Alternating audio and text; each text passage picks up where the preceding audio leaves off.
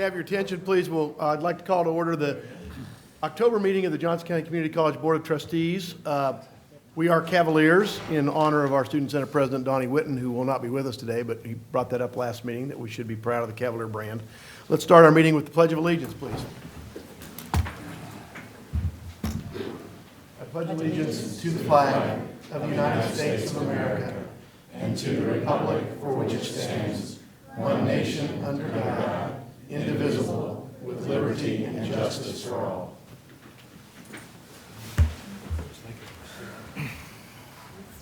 Thank you. Roll call and recognition of visitors.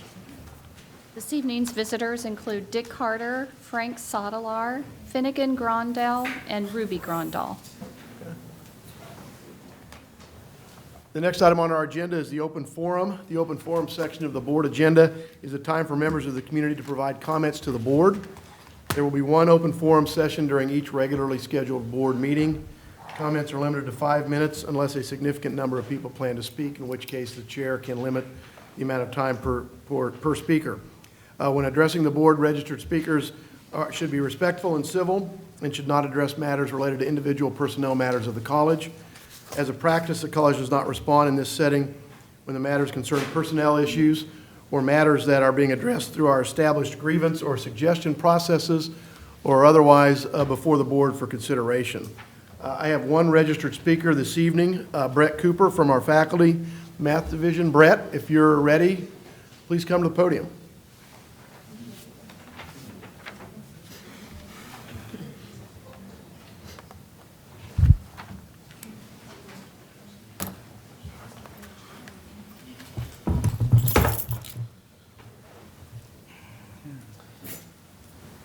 Thank you, Chairman Musil, trustees, and members of the administration.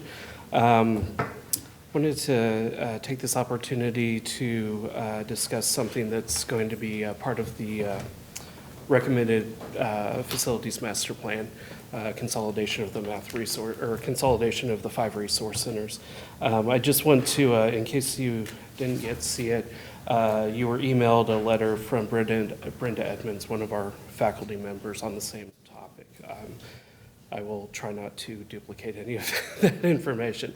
I'll be brief. I think my opinion on the proposed consolidation of the resource centers is pretty well known amongst the administrators. We've had various conversations about it. Johnson County Community College is a leader among community colleges nationally. The one thing that I keep hearing from the administration and the consultants regarding the consolidation of the resource centers is that this is a, quote, national trend. Leaders do not follow trends. Leaders set trends. In my not quite 3.5 years here at the college as director of the Math Resource Center, we have hosted visitors from Kansas, Missouri, Iowa, Nebraska, Minnesota, and currently we have a visitor from Pakistan for the semester. I've been contacted by math faculty from Massachusetts all the way to New Mexico. These aren't random visits or contacts. They didn't look us up randomly on higher ed jobs or anything like that. We have a reputation. These are intentional because they've heard about Johnson County Community College and the Math Resource Center in particular. And I believe it was 2013, a SWOT analysis was conducted by the college and the resource centers, all 5 of us collectively, were identified as the number 2 strength. So not only are we known nationally and internationally for our resource centers, but we're also appreciated locally by the students, faculty, staff, and community at large. As far as the national trend goes, a 2010 study by ACT of, quote, highly rated practices, unquote, for retention of community college students found that 53 out of the 66 community colleges in the top quartile for retention had a combined resource center, while 47 out of 67 of the bottom quartile of colleges for retention had combined resource centers. So let me just say that again, 53 out of the top 66 versus 47 out of the bottom 67. There's virtually no difference. So yes, this is popular, yes, this is a trend, but there's, at least the study shows that there's no real impact on student success. And there were, I believe, 265 community colleges in that study. Students who use the Math Resource Center are very satisfied with it and the service they receive. 98% of the students in our last survey said that they were either satisfied or very satisfied. In fact, 77% said they were very satisfied with their overall experience. The largest complaint was actually the noise level. 48% said that that was something that concerned them. Consolidating all 5 resource centers would essentially put about 3 times as many people together, which would almost certainly increase the noise issues. During many of the discussions recently, the Math Resource Center has been held up as a great example of how resource centers can work, and I believe that's earned. Much of the reason is because it was designed that way. We are the geographic center of the math division as designed in 1993 when CLB was built. We have the math, about half of the math classrooms directly across the hall from us. We have faculty offices directly in the hall behind us. We're on the main thoroughfare between the Galileo's garage and the main campus, so we get lots of traffic. The students become a part of a math community, whether they're in elementary algebra or differential equations when they're in our area. They are surrounded by people doing math, teaching math, thinking about math. From what I've heard and seen, this is actually fairly rare in community colleges. Moving the Math Resource Center would have a drastic negative impact on that. I'm not afraid of change. In fact, I welcome it, as most, if not all, the faculty in the math division and campus-wide. However, the change for the sake of change often leads to undesired outcomes. Little to no discussion has happened regarding either the 2 resource center plan that was presented at the board retreat in August, nor the new 1 resource center plan that just recently came up. Sorry, I lost my place here. In the original plan of having the 2 resource centers with math and science together in the current location of the Math Resource Center, at least we would still be with the math classrooms, easy access to the math students, and the science students would not be too far from their labs or faculty. Another thing that should be considered is when a panel of faculty was asked to prioritize the various projects of the proposed facilities master plan on which you're about to vote, consolidating the resource centers was at or near the bottom, while the administration placed it near the top of their priorities. In this case, the faculty who are in contact with students all day, every day, likely understand how this move would impact the students much better than the members of the administration. I understand they are doing what they think is best, but I think in this case, our closeness to the students is going to give us better information on that. Brett, we're at about 7 minutes, but Okay. I'll give you a chance to finish up. Okay, but from what I've seen and heard, the pros and cons have not been discussed openly, only the move, whether the move should happen or not. If they have been considered, they have not been communicated well. I ask that you delay the vote to approve the consolidation of the resource centers until proper research and consideration can be discussed and considered. Thank you for your time. Thank you. And for the members of the audience, including the TV audience, this will be an item discussed at some length later in the agenda as we consider our facilities master plan and hear both from Dr. Larson and our consultant and others. So, next item is awards and recognition. Trustee Musil, we have no awards or recognition tonight. And Mr. Witten is not able to be here for the Student Senate report, so it's time for you, Mr. Carter, the college lobbyist. Thank you for coming. Thank you. I'll do my best to keep you moving along because I know you have a full agenda this evening. This will be a brief report. The report is purely about finances. The state is down another $45 million for the month ending in September. That puts us about $39 million in the red. Had we gone the month of September and the remaining 9 months of the state's fiscal year without any additional decreases in expected revenues, we probably would have had about $5 million in the bank. As it is now, we're about $39 million in the red, which signals there definitely will be current year cuts or allotments at some point, likely before the legislature convenes in January, but certainly not before the general election here in the first week of November or so.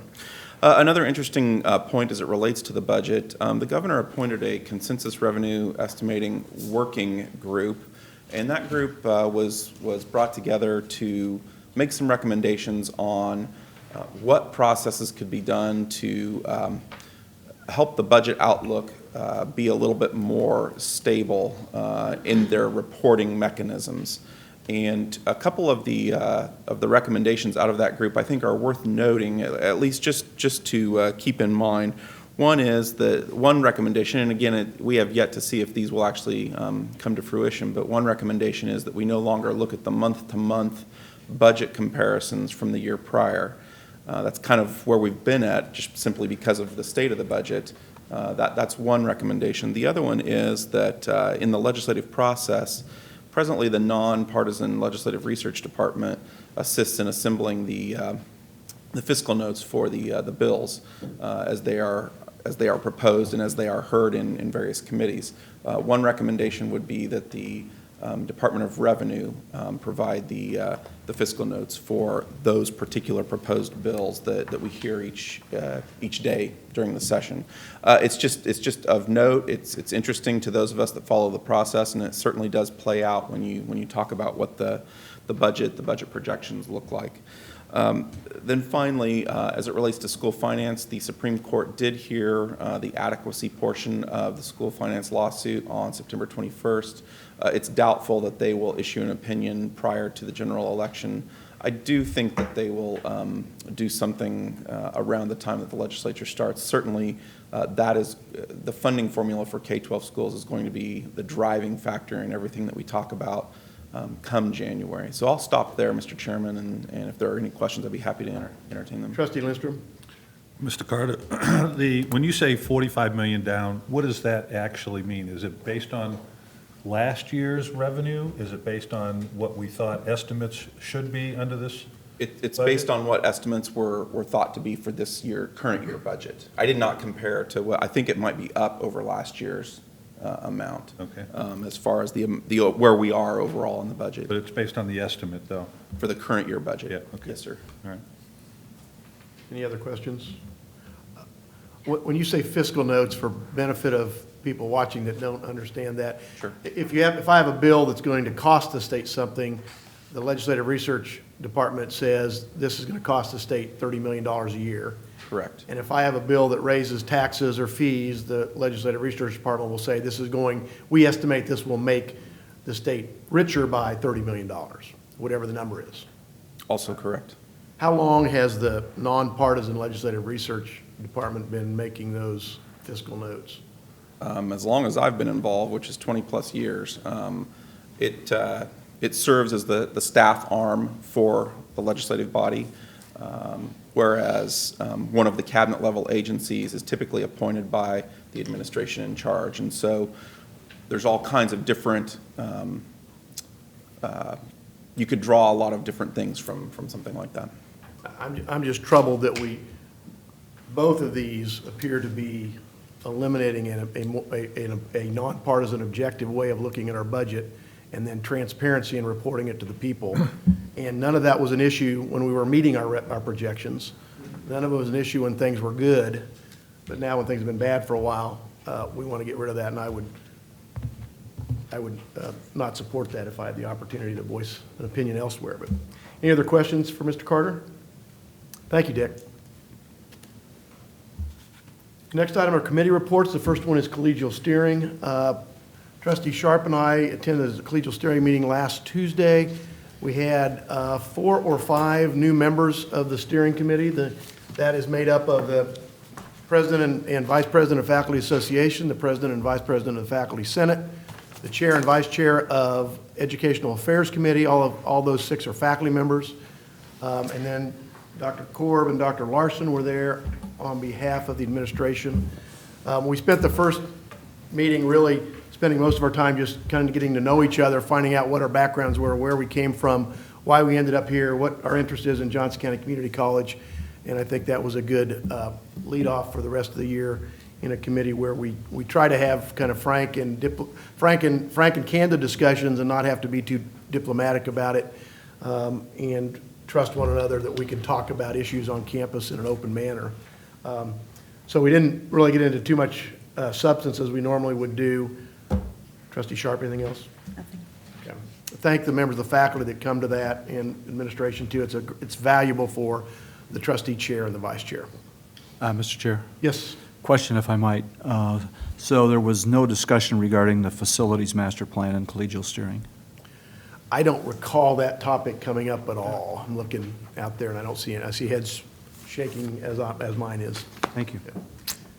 The next item is Human Resources. Trustee Ingram. Yes, Human Resources Committee met last Monday, October the 3rd. We had a benefits presentation that was provided by Mr. Zimmerman and included an overview of the college's current benefits package. Highlights of that presentation included the 3 groups of benefit-eligible employees and differences in the coverage that is offered to each group. Also, CAPER's benefits for the 3 tiers of employees as defined by the state, as well as state-mandated rules regarding CAPER's retirees who return to work at the college after retirement. We also had an FLSA update. Mrs. Centliver provided an update on recent changes to the Fair Labor Standards Act, which pertains to overtime for employees. Points of emphasis included classification of employees as exempt or non-exempt, the salary threshold for exempt employees, employee job responsibilities, and going forward, updates will be required every 3 years. We also had a report on the benefits of the 403B plan update. The Benefits Committee recently met and agreed to pursue the following proposed changes to the administration of the community college's 403B and 457B plans. This includes hiring an independent investment advisor, consolidating from 4 record keepers to 1 record keeper, and streamlining the investment menu. To move forward with the proposal, the procurement department will issue an RFP for an external investment consultant. Dr. Korb also stated that she will present an update and comparison data on the Johnson County Community College Wellness Program at a future meeting, and that meeting is scheduled for December 5th, and that concludes my report. Questions? I can't help but note that the changes in the Fair Labor Standards Act were not changes in the Fair Labor Standards Act. They were changes in regulations by the Department of Labor, right? We didn't change the statute. We changed the interpretation by the Department of Labor in Washington. Well, they changed the threshold so it was, I mean, they have a minimum salary amount for exempt, and they did change that, so. But my point is, they is the regulator and not the Congress. Oh, yeah. Okay. And 403B is like a 401K for other folks. Yes. To retire, it's our retirement plan. Thank you. Trustee Cross, Learning Quality. Thank you, Mr. Chair. The Learning Quality Committee met on October 3rd, 2016 at 8 a.m. Trustee Sandate and I were present along with many other people. Among the presentations was one by Lenora Cook regarding affiliation, cooperation, articulation, and reverse transfer agreements. Ms. Cook, who is the Dean of the Healthcare and Professions and Wellness, presented a new affiliation agreement with Two Trails Healthcare, Inc., doing business as the Healthcare Resort of Olathe, to provide clinical experience for the students enrolled in the practical nursing program. The agreement was approved by committee. Complete details can be found in this board packet and also subsequently in the consent agenda portion of this board packet. There was a presentation by Mark Van Gorp, the chair of the Educational Affairs Committee, presented several course modifications that are stated here in these minutes and in the board packet. The requested modifications will be sent to the full board for approval and can be seen subsequently in the consent agenda portion of this board packet. Randy Weber, Vice President of Student Success, gave an overview of the census data. It should be data, right? Where's Randy? It says date, but it should be data, right? Enrollment report showing the enrollment trends for this year and how the data compares to the previous year. The reports can be accessed by clicking on the following link in the board packet, And then Vince Miller gave a report regarding review, accreditation, the academic quality and improvement program activities that we undergo. Vince, as you may know, is the Dean of Academic Support, presented an update on the winter term AQUIP Action Project. The goal of this project is to offer a wide range of online courses during a winter term at the college beginning in December of 2016. There was a small pilot completed in December of last year through January, and the statistics of the pilot were presented to the committee. The winter session for 2016 and 17 will begin Wednesday, December 14th, and the last day of the session will be Wednesday, January 11th. There will be a pilot ran during the Thanksgiving break offering extended hours for technical support, and the next step in the plan is to offer technical support during the upcoming winter break. Is Vince here? Yeah, Vince, I think we talked briefly, I was on the phone, we talked briefly about limiting students enrolling in more than one class, didn't we? That's right. I could hear very remotely, but we're going to limit students' ability to take more than one course, is that right? They actually could enroll in more than one, but we're going to run reports, and if somebody is enrolled in more than one, we're going to ask them to choose one class, because last winter we had somebody who took 2 or 3 and they failed that because it was too much to do in the 4 weeks. So we're not here to limit anybody's freedom, but just regulating our students' ability to have success. That's right. Okay. Thank you, man. Finally, Professor Stu Schaefer, Professor of Sustainable Agriculture, was granted a sabbatical for the fall of 2015 semester to research and formulate a strategy for next steps in the development of sustainable agriculture at the college, which included investigating existing sustainable agriculture programs at the community colleges and universities in the United States. The goal was to initiate curricular coordination with other agricultural programs at the Kansas Community College level, as well as outline proposals for new curricula. Professor Schaefer was able to accomplish most of the 6 objectives outlined in his sabbatical report, and he has outlined a 5-year strategic plan in alignment with the mission of the program. Some of these goals include developing curricula, building an open pedal farm on the JCCC campus, and building and maintaining networking and collaboration opportunities for agricultural education among institutions and organizations in the region and state. And I had the privilege of sitting in for Trustee Cook, Mr. Chair, at the KACCT conference last month, and I believe Seward County Community College is, I think, the only other, I see Dr. Larson's head shaking in approval, because as I wander off script here, people get nervous. So. But I believe Seward County also has a sustainable agricultural program. And I was offered a tour, but I had to leave to rescue my wife with the 2 kids. So that concludes my report, Mr. Chair. Thank you to staff, as always, for preparing this, and then thank you for everybody that gave presentations that day. Questions, Trustee Sharp? I did have a question. It seems like in one of the meetings that I was in, we talked about the increase in winterim offerings, and that this last year was the 2015 was a pilot with, help me with the numbers, 15 or 18 classes, and this year the winterim will be, how many classes will be offered? Vince? It was going from 6 to 20. Okay, so 6 to 20. Yep. I just want to commend you all, because that's an awesome opportunity for students coming home for winter break. I love that we're being flexible and really meeting students where they are when they're here. I think that's awesome. I would encourage everyone to share it with their college students. I concur, Mr. Chair, in the comments. Trustee Cook? Thank you, Mr. Chair. I'd love to have a copy of Professor Schaefer's report and paper, particularly his 5 steps in his 5-year plan. And I guess a question that, and I haven't, this is a surprise question, so I don't expect an answer. But I guess I'd be interested in the alignment of his paper with the facilities plan, where in the Tier 2 we talk about promoting our sustainability program.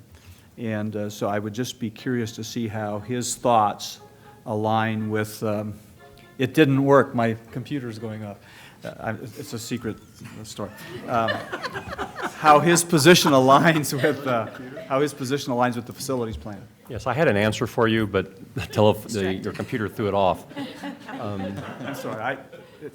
Leprechaun came in the night, and I can't turn it off. Anyway, I'm sorry. Go ahead. You know, the sustainability, the ag program that we have is pretty remarkable for suburban or even urban environment, and it's really pretty far out there. It's one of those programs that helps to differentiate Johnson County Community College versus other schools, not just in the state, but also across the country. It'll be interesting to see how that would fit into the facilities master plan. That space over there, if you ever have a chance to be on campus and go over while people are working in that, it's really kind of an amazing thing to watch. It's a lot of fun, and it can make a big impact for our community. I looked back through the president's report again, and I didn't see that in there, but I think, Mr. Chair, for at least the public, maybe a 15-second commercial on the award that our college just got on sustainability, having defeated Michigan State in that category last year. I think you talked about it last time, but being we're on the topic. Which is more than the Fighting Irish did on the football field. Jay, could you please take the podium and kind of give us a little background on that? Do you mind if we do this, Mr. Chair? Dr. Jay Antle. Dean Miller learned that sitting in the back row doesn't exempt you, and you sat in the second row, so come on up. I'll make this quick, but thank you for the time. We've been fortunate enough, because of all the efforts of people on campus, to win 3 national awards over the course of the last few months. One of which was, what you're referring to, is from the National Recycling Coalition, which gave us the Outstanding Higher Ed Recycling Award for the entire country, which is the one you're referring to. We also won one, the American Association of Community Colleges, their Green Genome Award, and then we also got the 2-year College of the Year Award from the U.S. Green Building Council. Thank you. And the Facilities Master Plan, I think, will fit nicely with some of those accomplishments. Mr. Chair. Go ahead, Yes. Mr. President, sir. Well, and Jay, I'd just like to commend you for all that you do for sustainability, because it really has helped.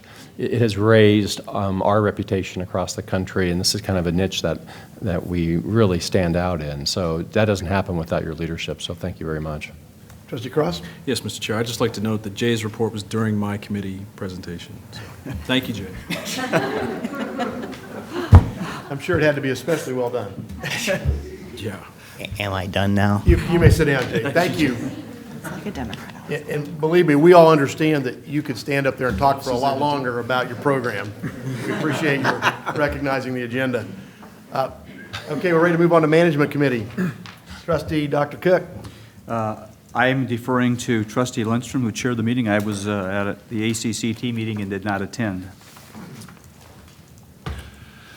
Mr. Chairman, the Management Committee met at 8 a.m. on Wednesday, October 5th, here in the boardroom. The information related to the management meeting begins on page 4 in the packet and runs through page 15. Reports, there were 6 reports that we received. The first report was Dr. Barbara Larson presented information on an agreement with the Johnson County Department of Health and Environment for Johnson County Community College to become a closed dispensing site in the event of a catastrophic biological event. This agreement can be found in the consent agenda. The next report was Rachel Lurtz gave us a budget monthly update. She provided preliminary budget calendar and the proposed budget guidelines for fiscal 17-18. The board is scheduled to take action on the guidelines in December. I am pleased to report that at this point, and I think Trustee Cross will be rather pleased with this, the draft guidelines include a recommendation that tuition rates not be increased next year. The next report was Mitch Borchers. He presented a sole source report as well as a summary of awarded bids between $25,000 and $100,000. That summary is on page 6 of the board packet. Rex Hayes then provided a monthly update on capital infrastructure projects, and this report begins on page 10 of the packet. And our 5th report was from Tom Pagano, and he gave a quarterly report, expenditure report on network, infrastructure, equipment, and services. That report begins on page 12 of the packet. Tom, did I mess your name up? I did. You got it. Okay. Tom was fine. The Management Committee has two recommendations to present this evening. The first is the MA4 Monitor Facilities Master Plan, and the sixth report was Rex Hayes and Barbara Larson presented this information, the proposed 2016 Facilities Master Plan, and at this time, we have a presentation on the proposed plan, and Dr. Larson will introduce our speaker, Michael Johnson. Barbara? Yes, thank you, Trustee Lindstrom. The presentation this evening is the culmination of nearly a year of study regarding how our facilities are used today and how they may best meet students' needs in the future. It's been a highly participative process, and I want to acknowledge the many individuals who are here this evening who have been directly involved in teams or have contributed to discussions. I especially want to publicly thank Rex Hayes for his expertise and diligence in driving this process toward completion. One of the wisest decisions we made was recommending the Smith Group to guide us in this process. Led by Michael Johnson, we had a team at our disposal who are knowledgeable, data-driven, and responsive, and not likely to adopt a cookie-cutter approach to master planning.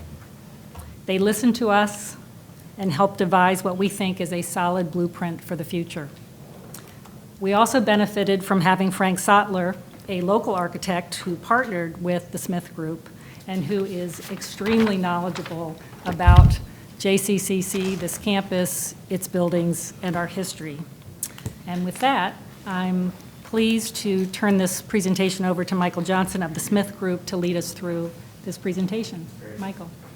Thank you, Barbara. So I'm Michael Johnson. I'm a campus planner at Smith Group JGR. We have 30 slides today to summarize kind of the high-level recommendations that, as Barbara said, has been a year's worth of work and a summary of 140-page document and several appendices, et cetera. Thank you for the kind words, Barbara. I will say that I have the best job in the world. I get to do this with colleges and universities all over the country, and it's been really fun to be part of the JCCC family for the last year. You guys have a wonderful institution here, and I live up to your reputation as leaders in higher education. So. The schedule, as Barbara said, was a 12-month process punctuated by 7 in-person visits with our cross-discipline team. We had a robust engagement process that was outlined by a regular steering committee and advisory team that met every time we came to campus and in between via video conference, and then a series of focus groups and kind of more as needed open houses, et cetera, with students, faculty members, et cetera.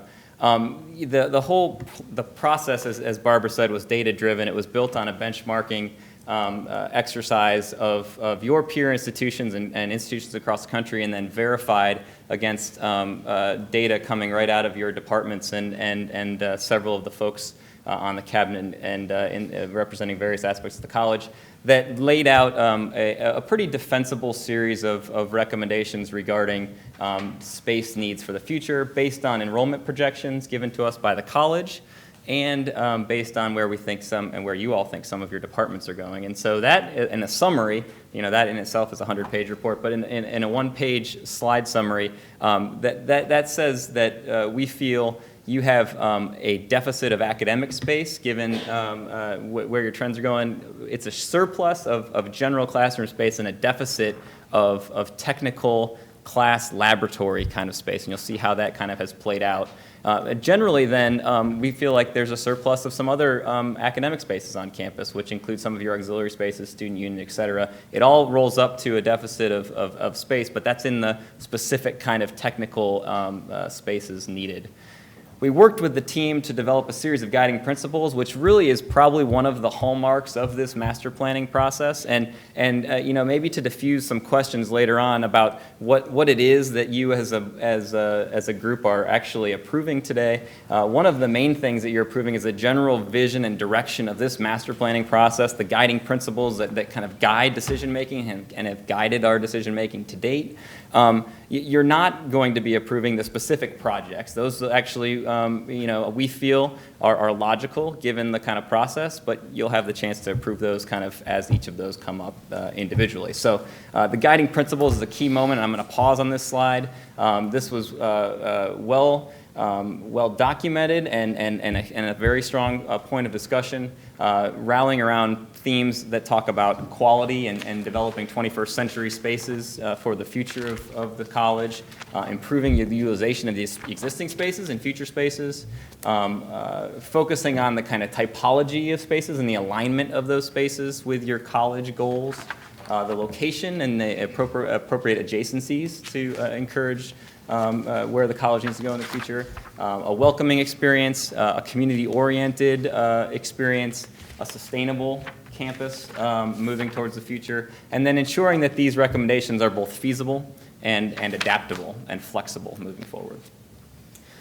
We began to rally around a very simple diagram that reinforced your campus core, a really lovely campus core, and attempts to better activate that pedestrian-oriented campus core with 21st century learning objectives, embraces kind of common space both inside and outside those buildings, and then supports that with a circulation system that does a better job of connecting visitors and users of the campus from a vehicular experience on the exterior campus to that lovely kind of pedestrian experience in the core of campus.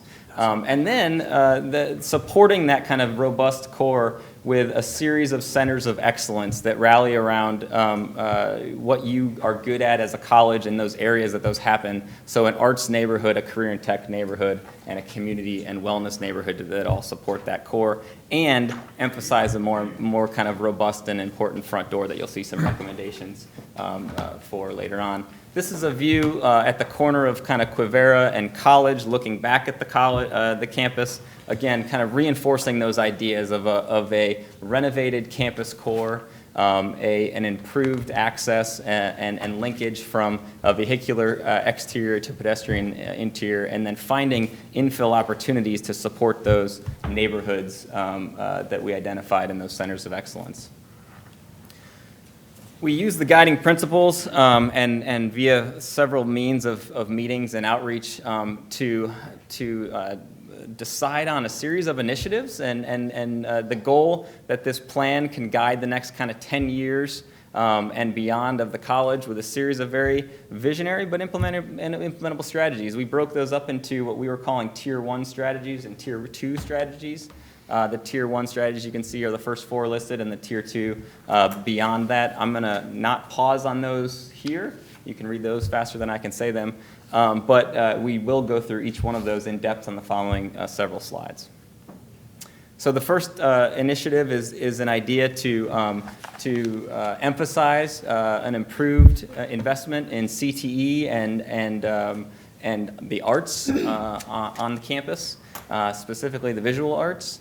And so our space planning guidelines showed a need for approximately 85,000 assignable square feet, including combined welding to serve both the college and BNSF, and in addition for the CTE, in addition to some art spaces. And the strategy several strategies were kind of discussed and reviewed, but the strategy that kind of bubbled to the top was an idea of creating a new CTE building and constructing a new arts building along the east side of the campus that kind of reinforces the arts neighborhood, and then renovating ATB for combined welding uses and some other ancillary uses. Also kind of maintaining the opportunity to renovate and expand the WLB for BNSF Specialty Labs south of the ATB building. The second strategy and initiative revolved around active learning classrooms, and the college is doing a really good job to promote active learning in several of its facilities, mostly within existing kind of rooms.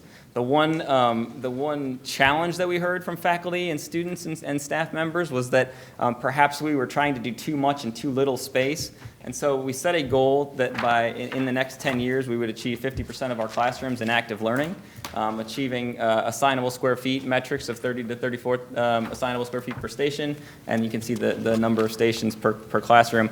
Two strategies to achieve that. Both some through architectural renovation, which would require kind of the removal of walls and adjoining of some underutilized spaces throughout your college that could kind of create the appropriate sized active learning classrooms. And then we think we can achieve the remainder of those active learning classrooms within the walls and through furnishing adjustments. Michael, when you say active learning, what do you mean active learning?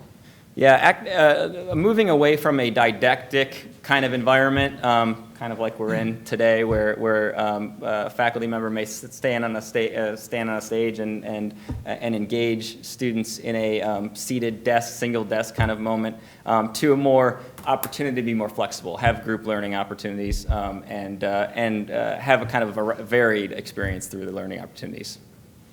Is that helpful? The aforementioned idea regarding the academic resource centers, again, was one of the single most complaints that we heard early in the stages when we kind of were identifying some of the issues, is that as it relates to student success, students were having issues locating and getting to the appropriate resource center. And so as we looked at your resources today, you currently have 5 resource centers in 4 different buildings and 3 different floors. As an outsider, it's challenging to navigate.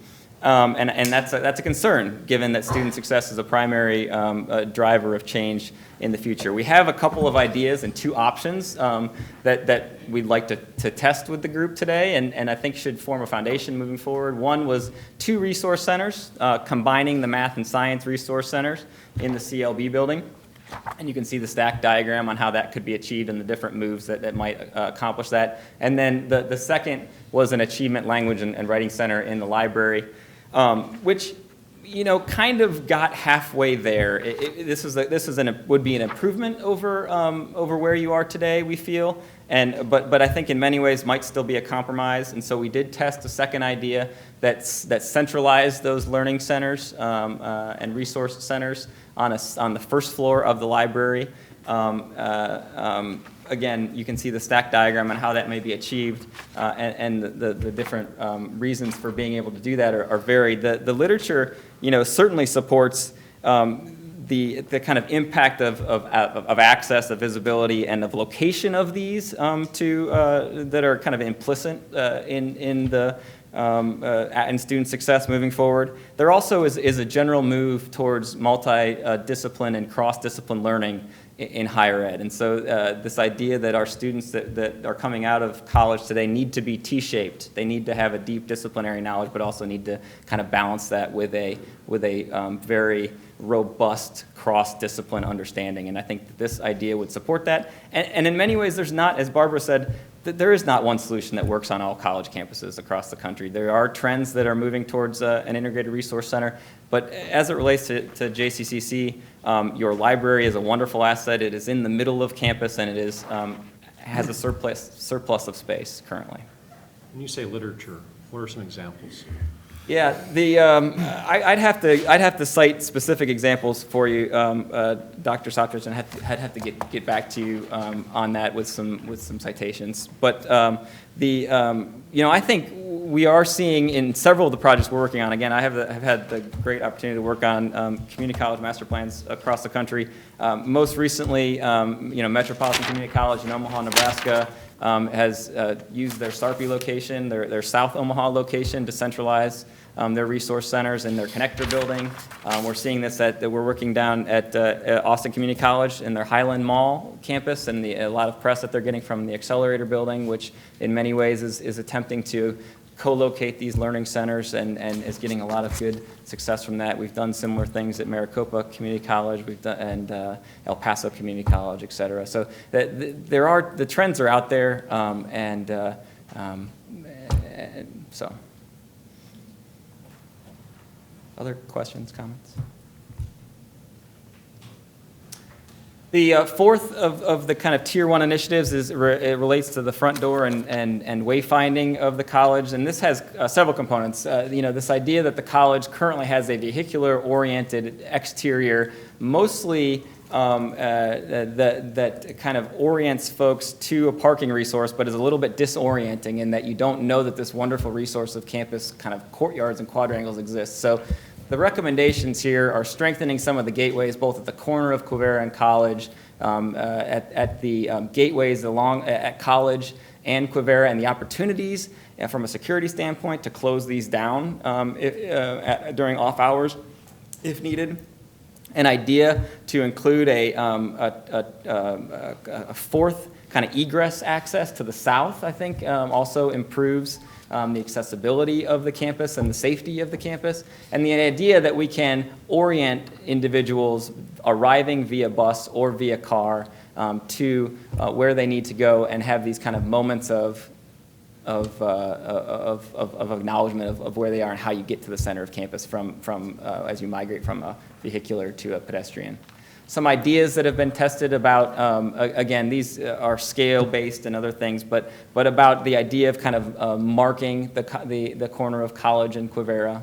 And then also related to this, and I mentioned the kind of opportunity to gate some of the entries, but the security considerations all play into this kind of front door and wayfinding as well. The college has embarked on several considerations over the last few years regarding security, and has a really robust security program in place, including the law enforcement professionals and the training and communication systems that are ingrained in the campus culture. The security camera expansion, the adoption of these CPTED, crime prevention through environmental design principles.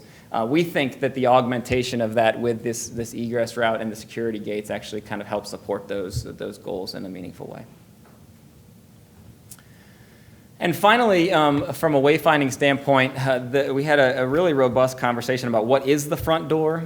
Certainly the Carlson Center has a certain amount of presence on campus, but you, at the end of the day, really want to drive your first-time visitors and first-time students to the Student Center. It is where a lot of this overlap happens, and this is kind of what they arrive to. And so the idea that we could turn this, which is actually oriented to the courtyard in the Student Center, into a place that kind of orients folks back to the street in addition to the courtyard, maybe provides a slight addition to the building, but also takes some space out of an oversized bookstore to create a more welcoming front door, and then how that might look at the street level currently, and then in the future with an improved secure kind of drop-off experience and improved branding experience and some more accessible parking resources as well. The Tier 2 initiatives start with an idea of activating and improving collaboration spaces on campus, the idea that learning and a lot of the robust learning in the future will happen as much outside of the classroom as inside of the classroom. And so this notion that when we benchmark JCCC against other institutions, that your collaboration spaces are perhaps a little deficient, and so a goal to get to 7 to 10% of your total assignable square feet in the next 10 years, through primarily two modes, and that is taking back some of your extra wide corridors for better open collaboration space that allow kind of spilling out of the classroom and allow the learning to kind of take place directly after the classroom environment, and then strategically locating enclosed study spaces that can be assignable, can be checked out, maybe require some architectural renovation and furnishing enhancement to do this in visible locations. Secondary recommendation about office spaces. Generally, you have about the right mix of office spaces, but we felt that as we looked across the college, there are some locations where are currently occupied by offices that should be given back to the student. An example being the first floor of GEB here, an existing condition that could be much more active and understood with some student spaces, a more transparent kind of vertical circulation moment, and the idea that it could be given back for collaboration areas as well. A major trend in maker spaces that I think the college is perhaps a little behind on when we look nationally, and the idea that we might be able to use some of our first phase projects to at least test some of these makerspace ideas in both a new CTE and arts building, and then maybe also considering a community makerspace that could be a revenue generator, could play very nicely with a combined learning center in the library as well. You heard a lot about the sustainability goals, and I'll reiterate what Jay said. The attention that JCCC gets nationally for what you've done already from a sustainability standpoint is well-deserved. The zero waste to landfill campus by 2025 is unparalleled in higher ed. You're halfway there, and I really know you'll get there, and that's a wonderful thing. We wanted to augment that with recommendations to encourage JCCCC along the path of a renewable energy campus by 2050, in line with the President's climate commitment, which means looking at surface parking lots to generate power, continuing to do, looking at rooftops to generate power, continuing to do what you're doing in existing buildings and new buildings to reduce energy use as well and reduce your carbon footprint. Augment that with some ideas about water conservation and stormwater management as you sit kind of on a hilltop, this idea that you might be able to not only treat stormwater in a more meaningful way, but also be a better neighbor to the rest of the community. And then a recommendation about the athletics. Again, you saw the kind of general idea of a wellness and community-oriented neighborhood, and you also saw the recommendations of an improved student center drop-off and additional parking, which might require some grading. This would be and could be layered on with an idea to co-locate your soccer stadia, softball stadia with the baseball stadia, additional parking, public facilities and/or restrooms, and then refurbishment of the gymnasium to kind of round out this district. In the gymnasium, this could be mostly superficial kind of things. The idea of upgrading bleachers and reconfiguring some of the courts and enhancing lighting and painting and all those kind of things, I think could continue to enhance this as a multi-use, community-oriented venue in the center of campus. And so we've done a lot of order of magnitude costing to help kind of the college make decisions. This is, again, all are done on a pre-design level, but the idea that we are able to take those priorities and kind of give some costs to them and understand how that might fit into where the college wants to go over the next 10 years. Again, these can be broken down in many various ways and should not and do not preclude additional studies as you go into the design phases on each of these projects, et cetera. But this gives a kind of high level or a ballpark level cost for some of the recommendations that we're making at both for the Tier 1 and the Tier 2 initiatives. And, we'll end with a kind of image back looking from College Boulevard back over the college, and this idea that a lot of this supports the history of the college, where the college needs to go in the future. I think the future is really bright, and I think that some of these very, organizational and incisional changes can help kind of along that path. In terms of next steps, because I've received some questions about, well, what is it that we would be approving? And you're approving the plan. You're approving an agreement that these are our priorities in terms of our capital needs. We did prioritize those Tier 1 and Tier 2, and we've also talked about the fact that the Tier 2 priorities are more likely to be unbundled and addressed as we can in budget cycles. You know that Rex brings about $2 million in projects each year for roofs, for masonry, and it would be very conceivable that we would add another solar panel on a roof as part of those plans, but not the $22 million in those Tier 2 priorities. In terms of the Tier 1 priorities, we would like to begin the planning if there's an affirmative vote on the master plan. You'll recall that the board approved $2 million this year for design fees, knowing that this was coming in terms of the facilities master plan. So again, if there's an affirmative vote on this tonight, staff would proceed with issuing requests for proposals to identify architectural firms and construction management firms that, again, you would see and approve because those would be substantial costs before you. Once we would have an evaluation team and recommend and approve an architect, then for the CTE and art building, those would be the first projects out of the gate. We'd obviously be very involved with stakeholders in terms of programming those buildings and identifying the costs in a much more refined way. We wouldn't come to you and say, well, at this point, the architect thinks it's going to be a range that's $20 to $25 million. So again, we'd hope to then move forward with financing. We know that we would finance a portion of this. We've shown you some scenarios of borrowing up to $50 million, which we can do without raising the mill levy. So issue debt perhaps in late summer, early fall, and hope for groundbreaking for new buildings in approximately a year.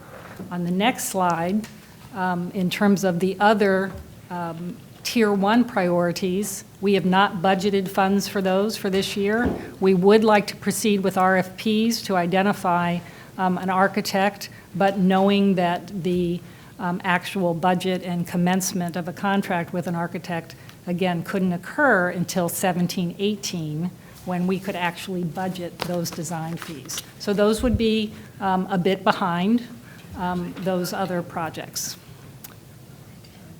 Just any questions on that?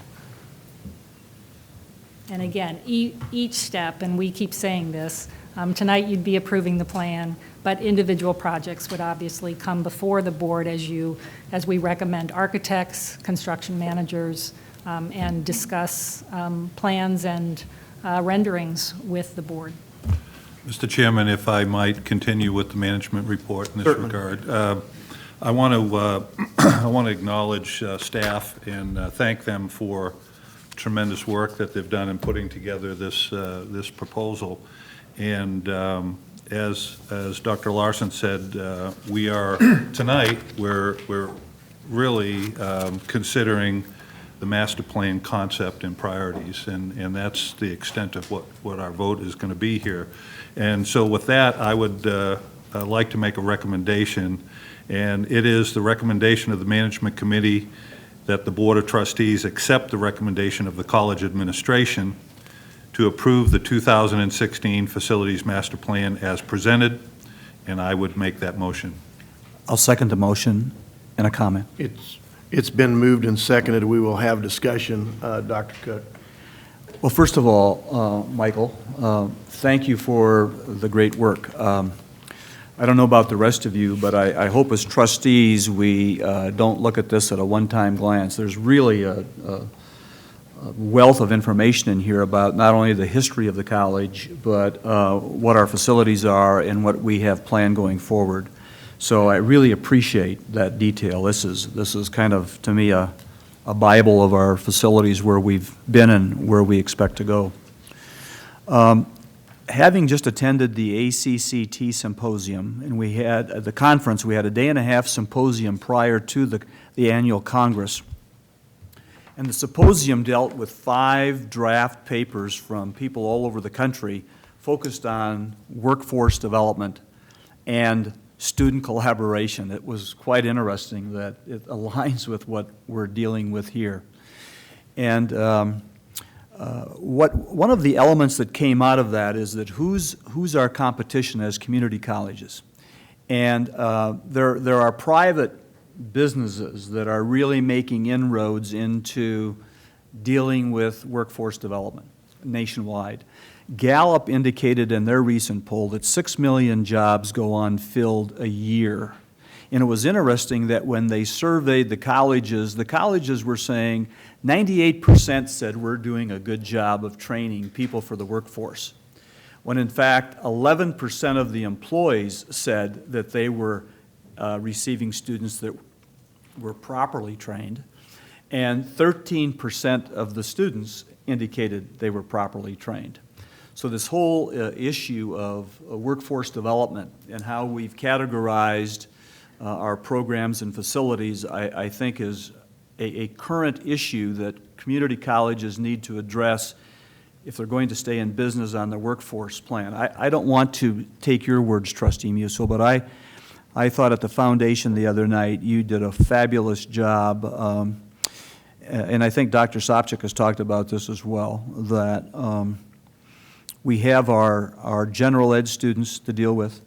We have the community services, and I appreciated those points that you put on regarding the agreeable factors to discuss the master plan. But then we also have this community engagement. And I'm still troubled by the fact that we have a number of long-term residents who've lived in this community and have not been on our campus. We had a meeting that Trustee Lindstrom and I were available to attend a couple of weeks ago, a small group that was using the Rainier Center. And one of the persons came up to me and said, "Thank you. This is the first time I've been on this campus," and it was a longtime resident here, a very prominent person. Now, that's not anybody's fault, other than I think I look at that as a trustee and say, how can I engage people to make them aware of their community college? Those of us that are here every day, we kind of take that flow for granted. So your whole pathway really strikes a nerve with me, and how we can make it, I don't want to say necessarily easier, but more comfortable. I think, Trustee Sandate, you said that in your interview when we discussed with you how easy or not so easy it is for students to maneuver around the campus. So having said all of that, I look at this, Trustee Musil, as a way of how are we going to remain competitive, and how are we going to engage students in such a way that we enhance their teaching and learning experience. And I appreciate the comments from Mr. Cooper. I would assume that as we go forward, that we would continue to have discussion about how these spaces affect people. But I hope we look at that in the sense of how can we enhance the teaching and learning experience for all the components of our college, and not just a few. Thank you. I was going to say from the outset that, I mean, we're going to be 50 years old in 2018, 2019, and I have watched the trends over the last couple of years about online learning and our College Now enrollment and our on-campus enrollment, which has reduced. I know we're up this semester, so. And wondering if we would ever build another building at this college, given the trends in higher education. And then I think we've had a great opportunity through a retreat in February and a retreat in August, and tours of some buildings on this campus that many of us don't get to. ATB is the Arts and Technical Building, the Arts and Technology Building. It was built in 1981. It has basically not been touched since 1981. It desperately needs some modernization or a different place to put those programs. And I think all of us, I grew up with my daughters coming here for College Now and for summer classes, and they took gen ed classes, and they were taking classes to transfer to the University of Kansas and Kansas State. I don't think as many people in this community realize that this is a comprehensive community college, and I finally learned what that means. I think Dr. McLeod put it best at the retreat in August. We prepare students for a two-year degree or to transfer. We have continuing education so that our workforce can continue to come back and learn new skills, particularly in times of underemployment or unemployment.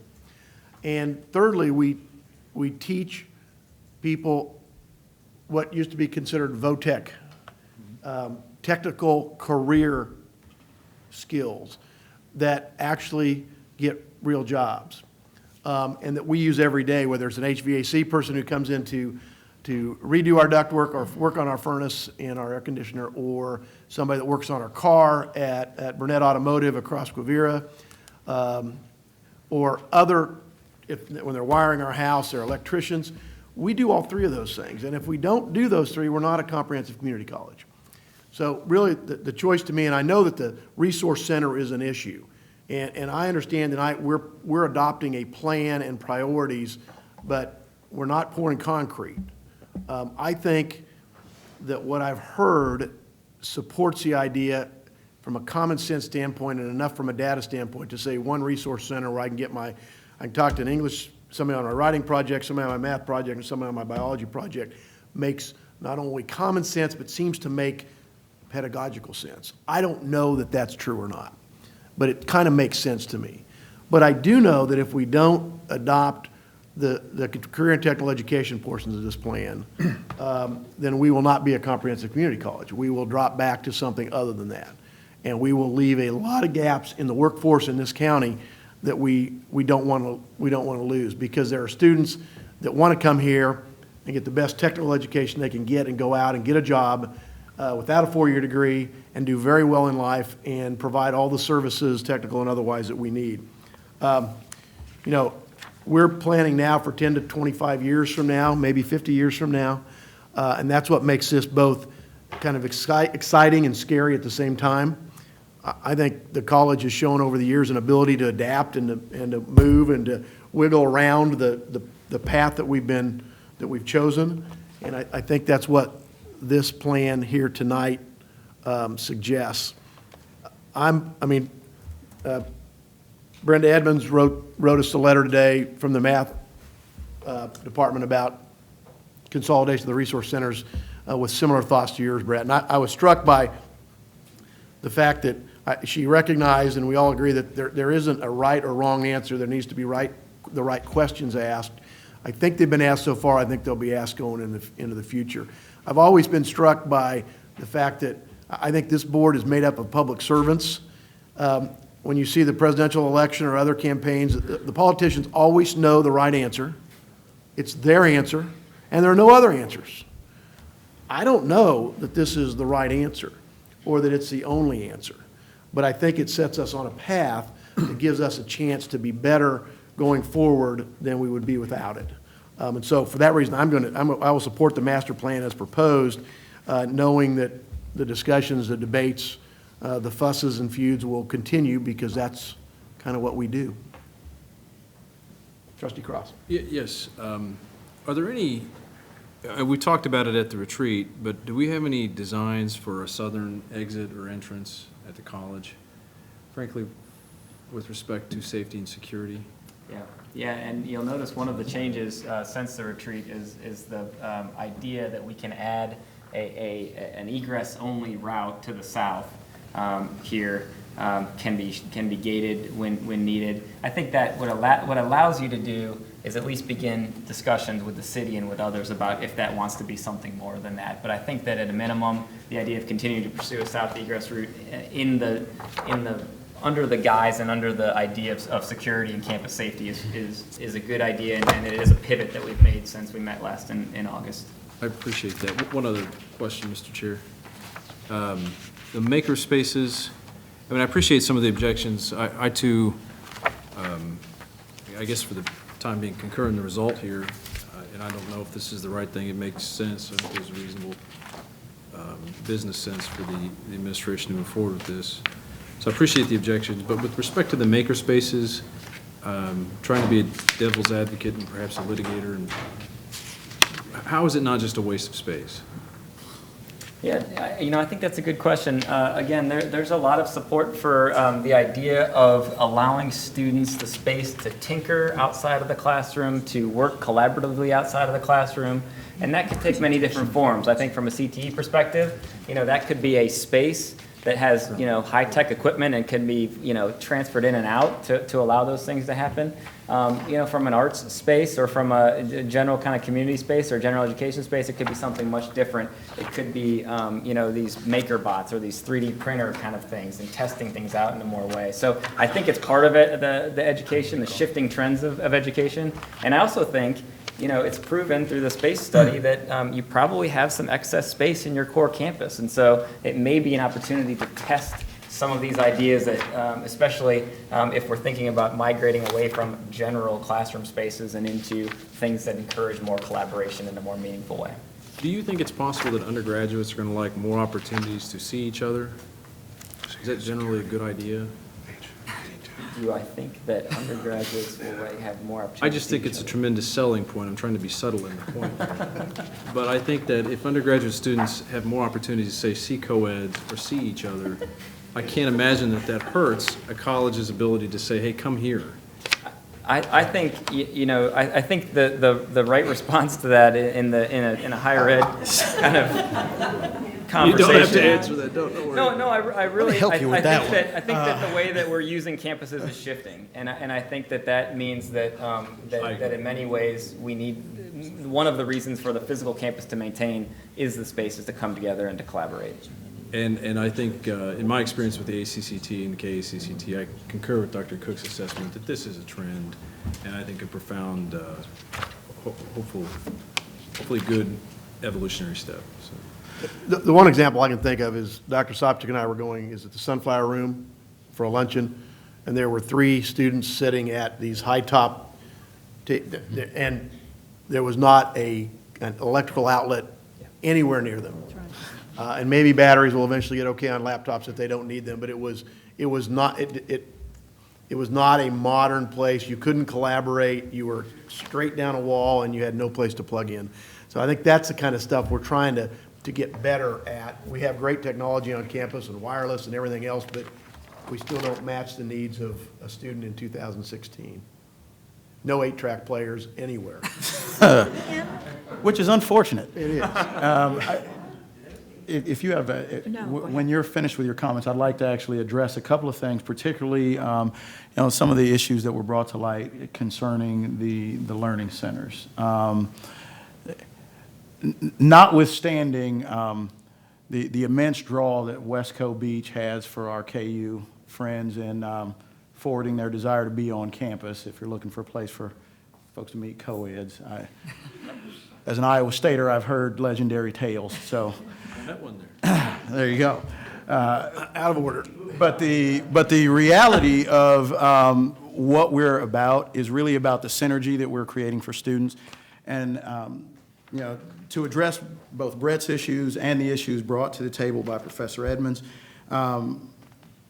there is an almost underlying tone to the letter that the administration is making moves without the consultation of faculty, without the consultation of those most affected, and there is also kind of an undertone that we're simply following a trend for the sake of following a trend. I think both things are incorrect. First, in terms of following a trend simply to follow a trend, I agree with Trustee Cross. I have generally not been a fan of makerspaces, particularly community makerspaces, because of the increased issues of the supply and demand of the infrastructure to support those, as well as the training necessary and the kind of risk management that comes with those. So there are parts of that that I think I would speak against. In terms of the issue on the table concerning those who are most affected by the Math Center. Those who are most affected by the Math Center is not the math department, it's actually the students. The math department has put together not only a comprehensive plan and an approach that has obviously benefited our students, as is highlighted by Professor Edmonds in the success rates that those students have. Pedagogy cannot be inherently tied to space.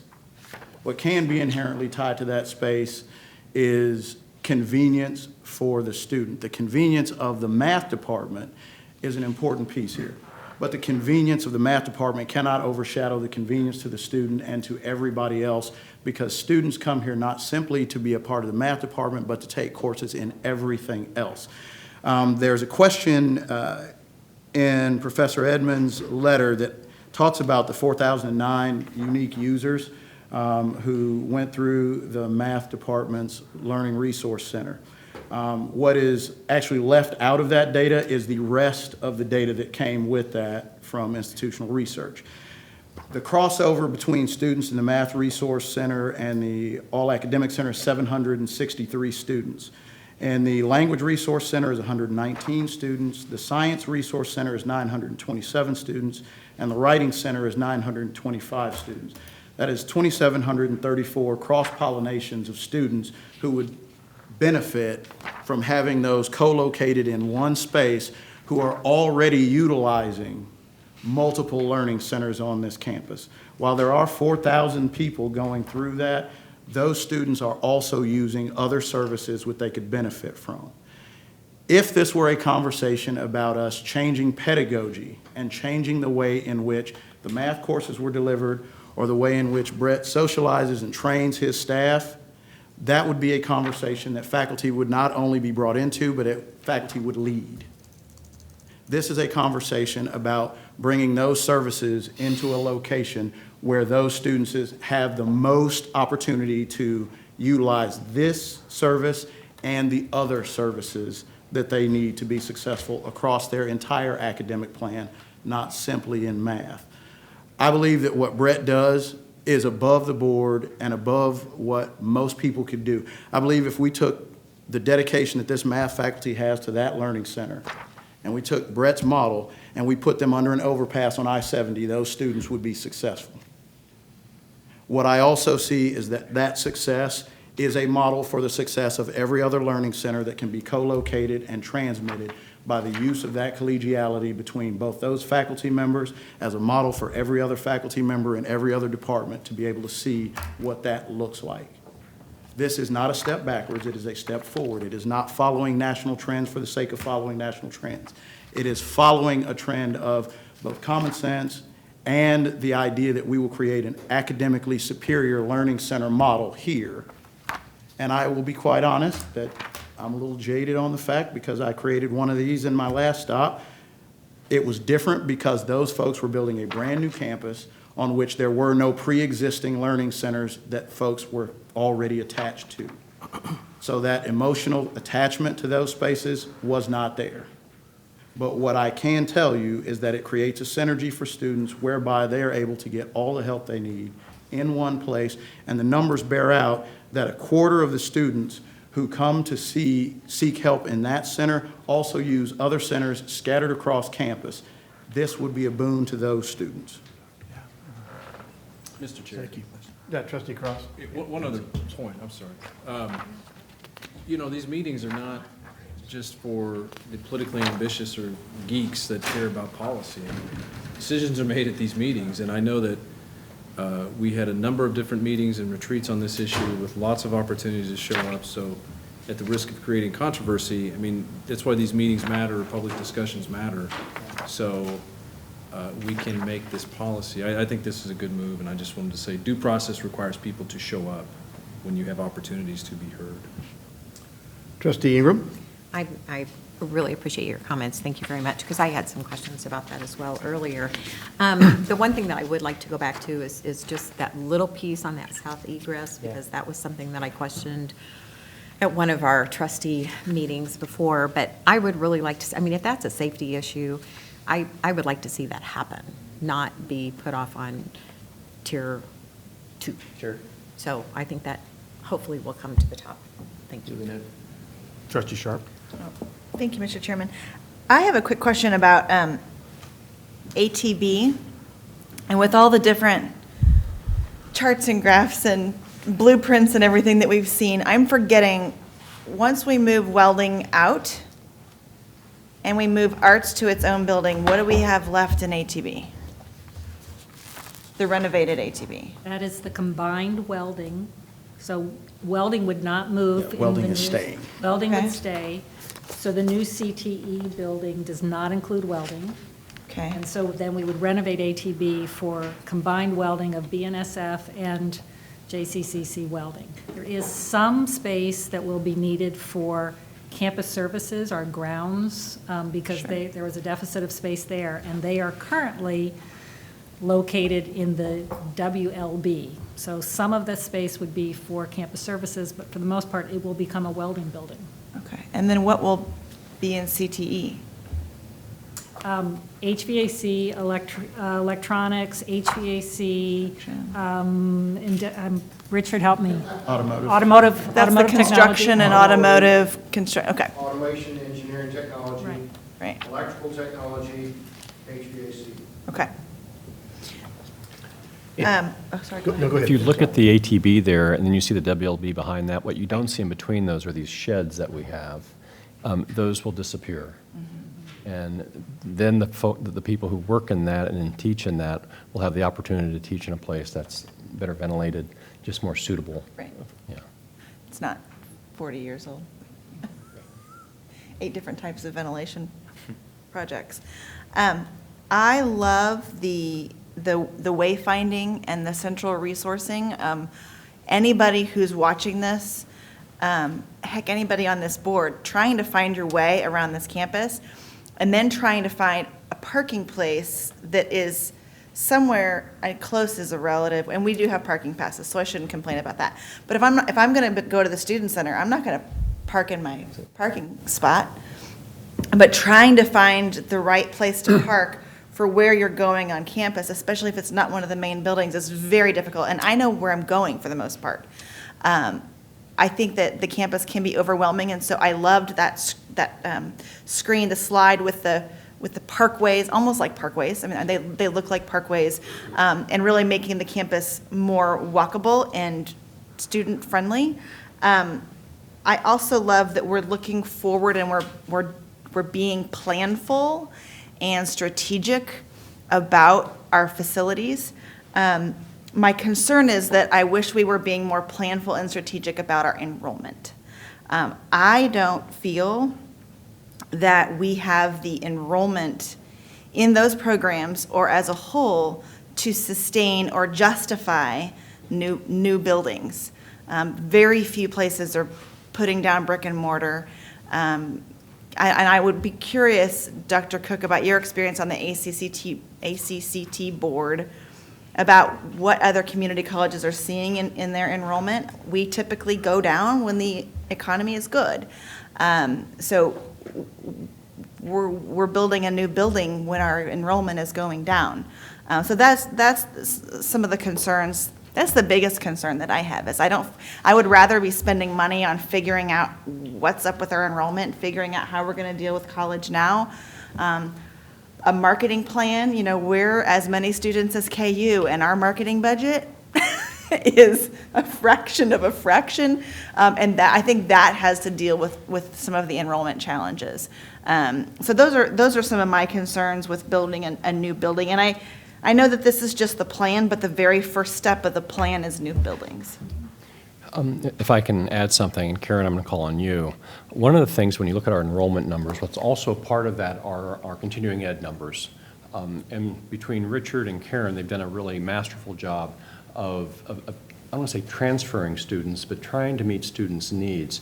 And how many students do we have using, for example, welding and things like that through CE? I don't have the exact breakdown by program, but we're serving over 19,000 students a year. And a lot of our collaborations right now that we want to do with CTE, we do all those offsite because we don't have the capacity to bring them here. So if we're doing industrial automation for, say, Clorox, we're having that happen all on their site. And that's, sometimes that works, sometimes it's a disruption, especially trying to onboard those new employees. So they have the opportunity to bring them here. And then there's also that continuing cycle of CE. The more we get them here, the more they'll return for those licensing requirements on the continuing ed, because they need to work. And I can't believe I'm going to say this, but I was just up in Calgary through the League for Innovation, visiting Southern Alberta Institute of Technology. You familiar with that one? Oh, yeah. Yeah. It's a place that's like on steroids. It's absolutely phenomenal. Imagine a 50,000 student technical education facility. It's really over the top. And I'm sitting across over dinner. They have, by the way, 4 culinary locations throughout Calgary. And I'm sitting across from their head finance guy. And we were talking about how some of these projects, because their projects, for example, they actually had a $90 million parking garage. You want to take that one on? With their soccer field on top of their parking garage. It's really kind of fascinating. Their buildings are 5, 6, 7 stories tall. It's phenomenal. And I said, I can't believe you do this type of stuff up here. And he goes, and he said, I didn't think I'd ever believe this, but if you build it, they will come. And so by having those facilities that are contemporary, that are current, that are inviting, you have a better chance to get those students on your campus to use those facilities. Now, I don't know if I'd go to the bank on that one, but it was kind of interesting to hear this guy talk about it, especially at an institution that invests so much. They're working on a project now that's $400 million. that invest so much in their facilities and technical education. It was fascinating. And that's because we're involved in the league and we get to experience that kind of stuff. I think the enrollment connection, as I see it, is if we do not spend a ton of money on our career and technical education programs, whether it's in the current Shell building or someplace else, if we don't spend millions of dollars on those students are going away. They're not going to be here, and they're not going to be taking general education courses on campus. And we're not going to get more of them. And we're not going to get the continuing ed people in who now don't have any space, evening or otherwise, to come into our welding or our auto or HVAC or otherwise. So I think there's that link. I also think the entire plan works together to beautify, unify, explain our campus. The athletic facilities, which hasn't been talked about yet, but consolidating those kind of in the front door off College Boulevard on our western entrance is a good thing. And you know, one of the things I asked was these are high cost programs per student relative to an English transfer student or a history or a political science like I would have been, but they're not expensive necessarily compared relative to other programs on campus. There are expensive programs on campus per student. Nursing would be one. HVAC would be another. But they are turning out students who are filling critical jobs in our community and making a decent living with the opportunity to have a good career. So, yeah, I don't know, I don't think anybody in higher ed knows the secret to better enrollment in good times. But the other thing about the technical thing that I learned, most of our general ed enrollment is counter-cyclical to a large extent. When the economy's down, we had our biggest year in 2011, our biggest student enrollment and our biggest credit hours. But in technical programs, they're cyclical. When right now we're building houses and office buildings and warehouses, and we need HVAC technicians and electrical people. And so it's the whole thing about this campus is our stakeholders are so broad and so diverse that trying to find one way to make it work is just impossible. And so that's why I'm comfortable that while I'm not absolutely certain this is the absolutely perfect way to do it or the only way to do it, I'm comfortable that what has been studied for the last year is what we ought to take the step and do tonight. Trustee Cook? 3 responses. First to Trustee Sharp. The trend in the country, the factor in the country is just like ours. As employment opportunities rise, people go back to work and their enrollments drop accordingly. In a need of retooling, they go back to school and get retooled. Response to Dr. McLeod on your points about the Collaboration Center and the labs. One of the sessions I attended, I don't know, Henry, if you attended it, but it was the Austin Community College made a presentation on their Acceleration Lab. They have purchased an old J.C. Penney store and renovated it. I think it was like 35 or 40,000 square feet, and they've combined multiple disciplines into a lab process for the convenience of the students. And along with that, I would remind us that Richard Fort made at least a very impressive statement to me in our board retreat when he commented that our career and tech ed students also are aligned in our gen ed programs, for example, English.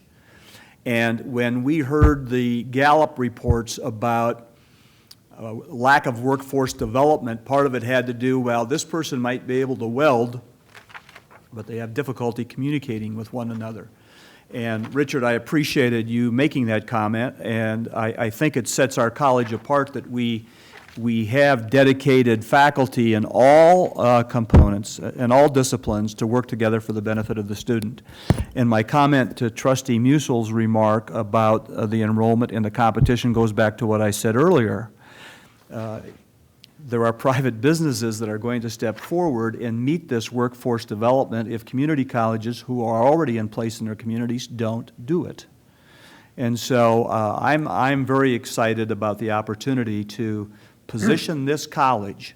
We have a new 20-year agreement with BNSF, and I thought, Barbara, the dialogue of the willingness on both BNSF and our staff to work together, Trustee Sharp's question on the welding lab, because BNSF, as I understand it, has some unique welding delivery systems, which our whole college can leverage.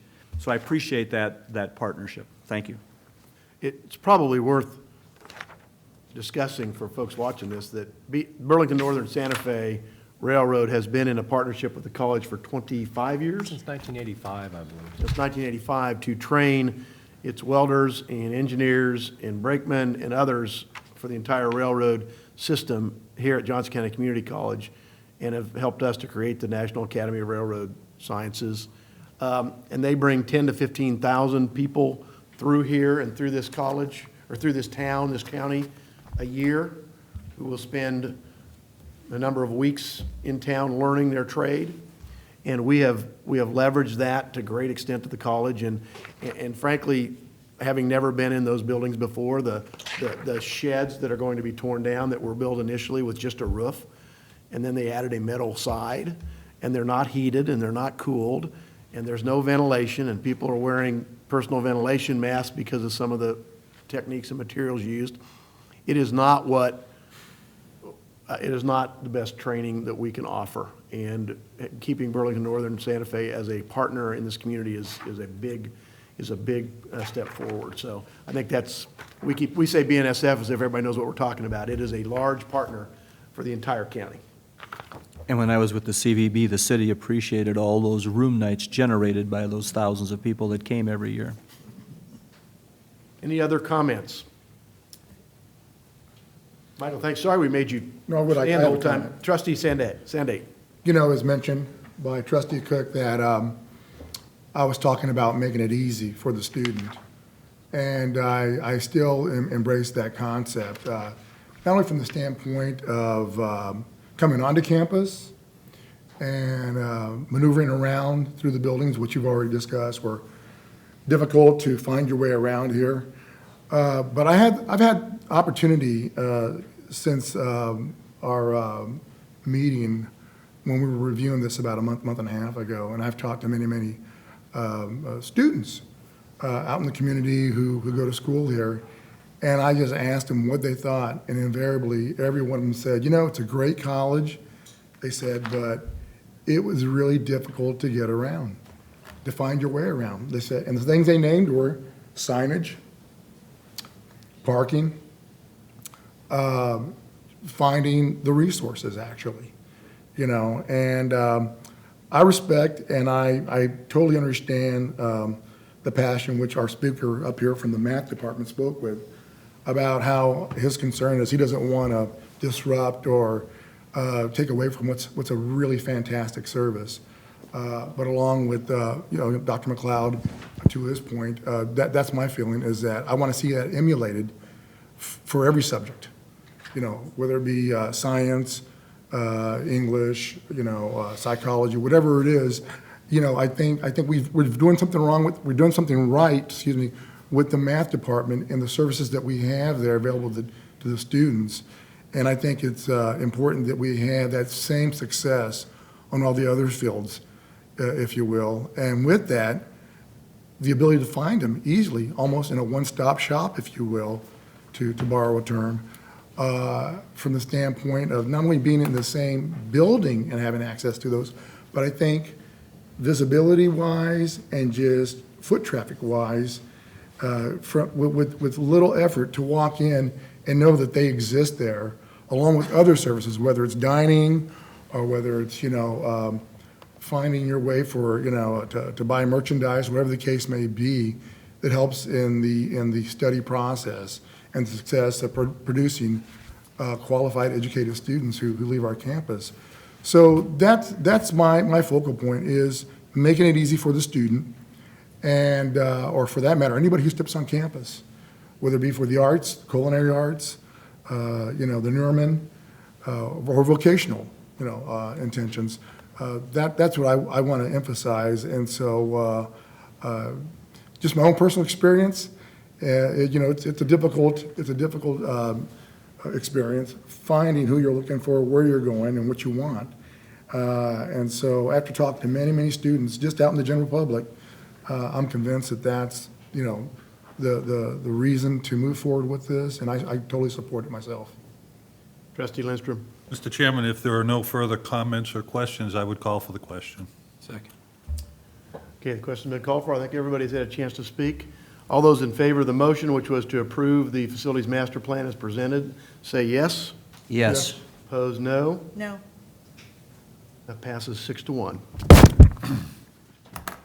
Mr. Chairman, the second recommendation is MA1, review and updated policies for data classification and security policy.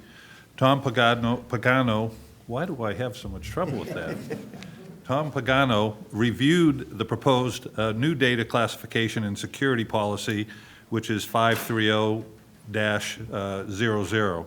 The new policy formalizes the expectations that the college data will be evaluated for sensitivity and stored and secured in accordance with its sensitivity classification. The college's Information Systems Department will define data classifications and administer guidelines for the appropriate storage and security of college data through a new data classification and security operating procedure, which is 530-01, which will accompany this policy. And it is the recommendation of the Management Committee that the Board of Trustees accept the recommendation of the college administration to approve the new data classification and security policy 530-00 as shown subsequently in the board packet, and I will make that recommendation. Second. It's been moved and seconded to adopt the new data classification and security policy. Are there any questions or any discussion? If I might, Tom, I made a mistake on your name several times. Would you mind explaining just maybe in a minute or two what exactly we're voting on? Come to the podium. Yes, please. I know what we're voting on, but I wanted, he'll explain it far better than I could. It's hard to say an Italian name with Boston. Basically, it's part of the expansion of increased security in every industry. We're not alone. This is something that's affected healthcare, financial, and so on. So it's just a way to segregate your information so the most private information is the most protected, and the least information, which would be publicly available information, is the least protected. It's all protected, it's just different levels of protection. So that would mean some data would be encrypted, some data would not be encrypted, so it just depends on which level you're talking about. And that's really it, and that drives pretty much the entire policy. And then, coming off that, we build the rest of our systems and how we pull that data out to integrate it into a data warehouse that takes us to that next level of deciding who has access to that data in terms of roles and responsibilities as they move to different positions and so on. That's pretty much. Thank you. Any questions? Thank you, Tom Pagano.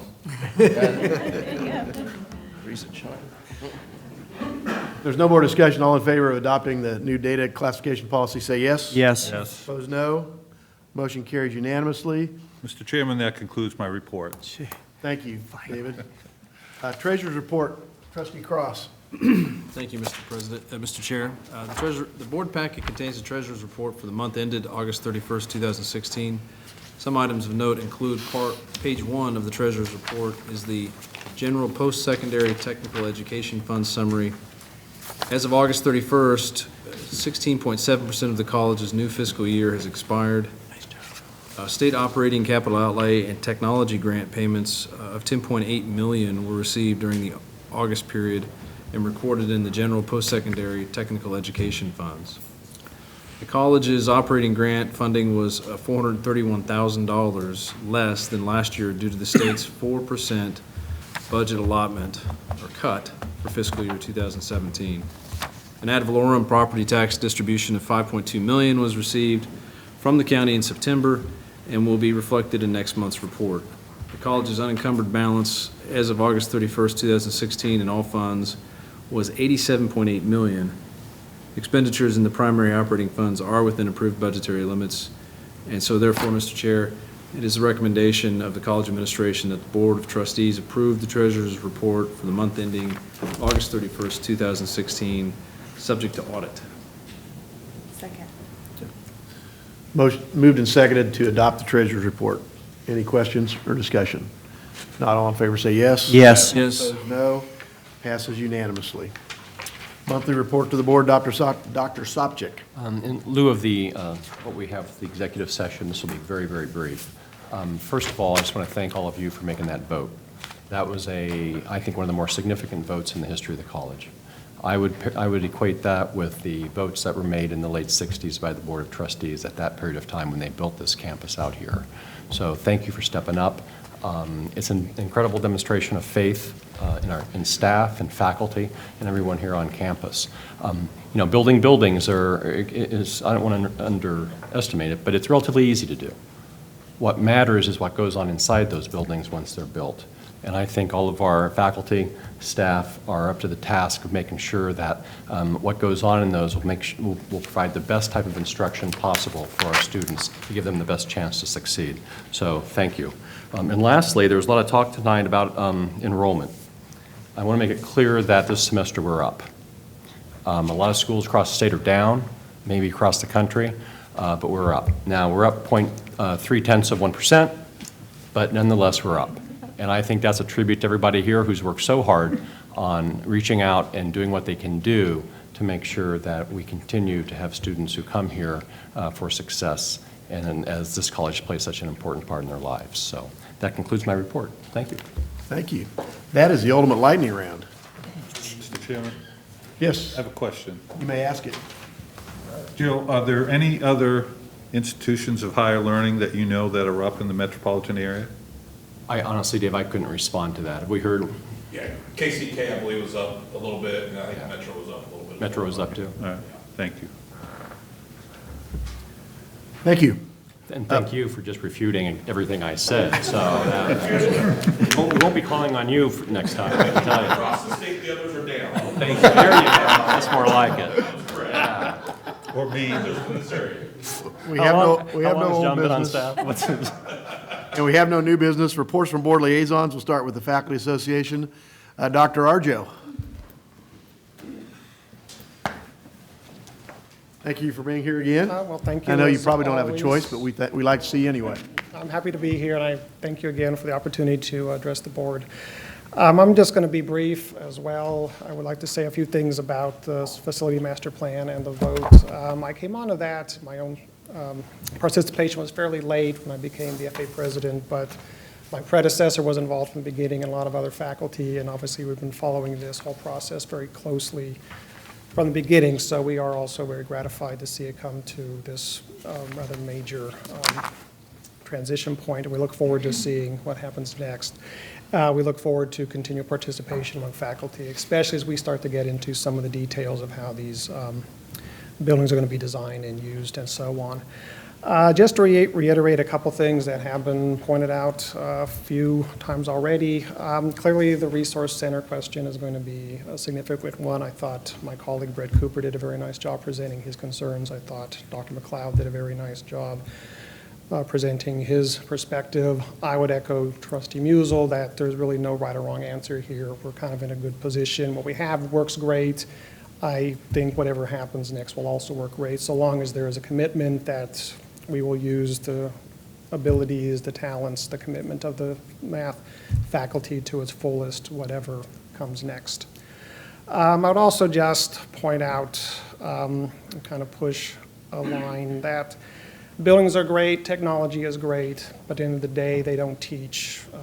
Professors teach. And so as we move forward with this, I think this is an exceptionally good opportunity to also think about committing to full-time faculty who can bring energy and institutional commitment and continuity to the programs that are going to be going into these new facilities and building on what we already have as we continue to move ahead.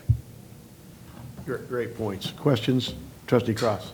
One time when I was in law school, at a third-tier law school in this city, the lights went out, and our professor kept going. He kept teaching. He said, "Flip those laptops open. We need some light."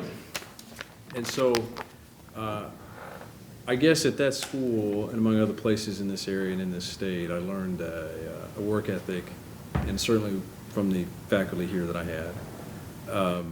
I guess my question to you is, do you think that you could teach under an overpass on I-70? Well, I'm a philosopher. Our hero was Socrates. Might not even be under an overpass. Socrates roamed the streets of Athens teaching to whoever he could corral and force to listen to him. So, yeah, I mean, we could teach. We've been teaching for a couple millennia, and technology has changed, but the teaching has always been about a commitment, engagement, and effective communication. That doesn't change. I mean, you want the facilities to augment that so you can do some more things. They excite students, but what keeps students excited is what goes on in the classroom. I thought you would have answered by saying it only appears to be an overpass. And Mr. Chair, if I may, I thank the President for his answer, and for any record or transcript, I was kidding, and I would not advise the college from a liability standpoint to have anybody teach under an overpass on I-70, so, just so we're clear. Thank you very much. Thank you. And that engagement is certainly seen from our faculty on campus, and we appreciate that. Thank you. Next report from a liaison is Trustee Lindstrom, Johnson County Education Research Triangle. Trustee Cross, I think Dr. Arjo could do it in the day or night on the overpass. Mr. Chairman, the JCERT Board met on Tuesday, September 20th, at KU Edwards. At that time, we heard from, the board heard from Parker Communications related to work being done in the area of media relations, the website. They have a new enhanced website. I would encourage everyone to go on the website. It's www.jocotriangle.com. We also got an update on social media. There's a Facebook page. It's at Johnson County Education Research Triangle, and Twitter is at JOCO Triangle.